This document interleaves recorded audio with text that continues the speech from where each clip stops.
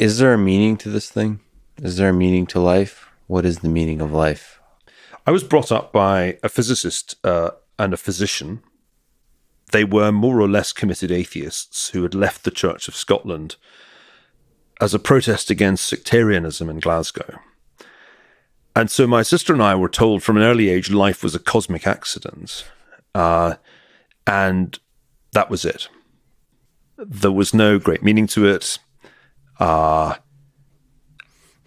I can't really get past that. Isn't there beauty to being an accident at a cosmic scale? Yes, I wasn't taught to feel negative about that. And if anything, it was a frivolous insight that the whole thing was a kind of joke. And I think that atheism isn't really a basis for ordering a society, but it's been all right for me.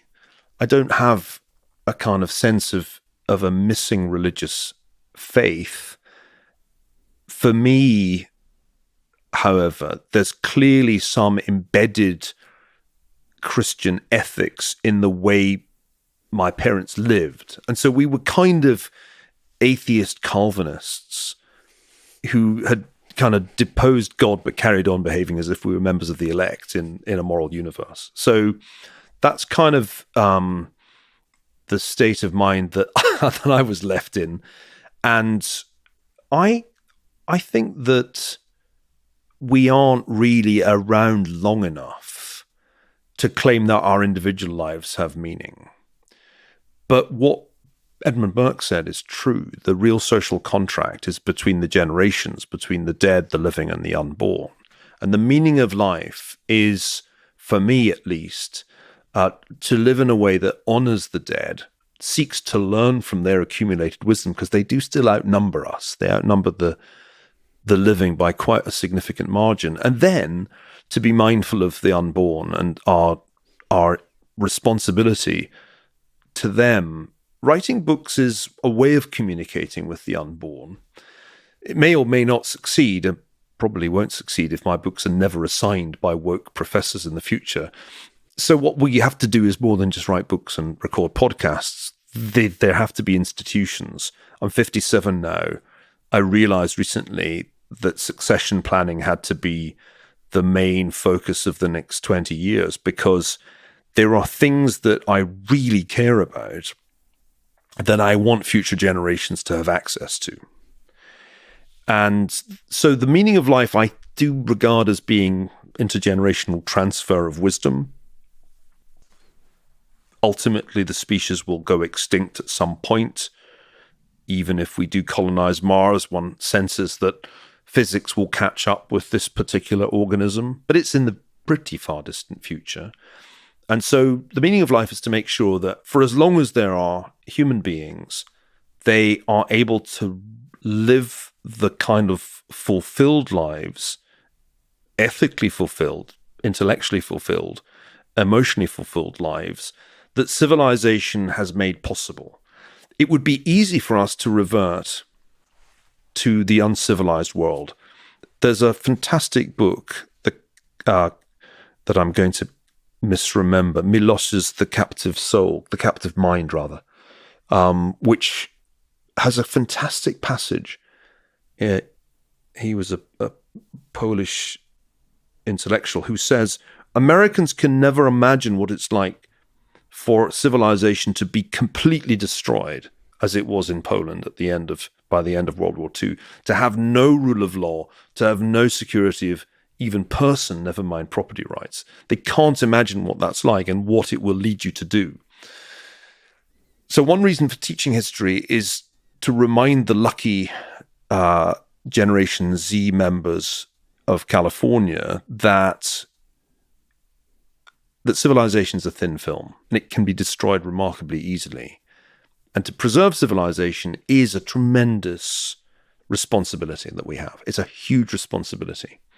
And we must not destroy it ourselves, whether it's in the name of wokeism or the pursuit of the metaverse. Preserving civilization and making it available, not just to our kids, but to people we'll never know, generations ahead. That's the meaning. And do so by studying the lessons of history. Right. Not only studying them, but then acting on them. For me, the biggest problem is, how do we apply history more effectively?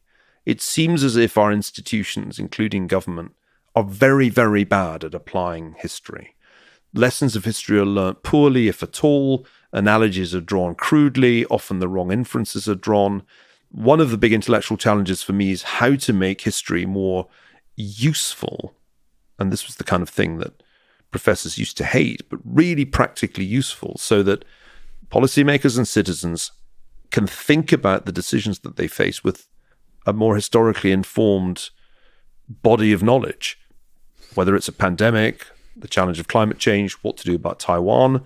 I can't think of a better set of things to know before you make decisions about those things than the things that history has to offer. Well, I love the discipline of applied history, basically going to history and saying, what are the key principles here that are applicable to the problems of today? Right. And how can we solve that? The great philosopher of history, R.G. Collingwood, said in his autobiography, which was published in 1939, that the purpose of history was to reconstitute past thought from whatever surviving remnants there were, and then to juxtapose it with our own predicament. And that's that juxtaposition of past experience with present experience that is so important.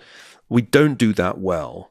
And indeed, we've flipped it so that academic historians now think their mission is to travel back to the past with the value system of 2021 and castigate the dead for their racism and sexism and transphobia and whatnot.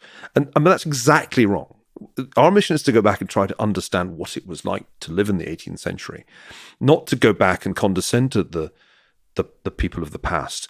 And once we've had a better understanding, once we've seen into their lives, read their words, tried to reconstitute their experience, to come back and understand our own time better. That's what we should really be doing. But academic history's gone completely haywire, and it does almost the exact opposite of what I think it should do. And by studying history, walk beautifully, gracefully through this simulation, as you described, by mapping the lessons of history into the world of today. We have virtual reality already in our heads. We do not need Oculus. And the metaverse. This was an incredible, hopeful conversation in many ways that I did not expect. I thought our conversation would be much more about history than about the future, and it turned out to be the opposite. Thank you so much for talking today. It's a huge honor to finally meet you, to talk to you. Thank you for your valuable time. Thank you, Lex, and good luck with Putin.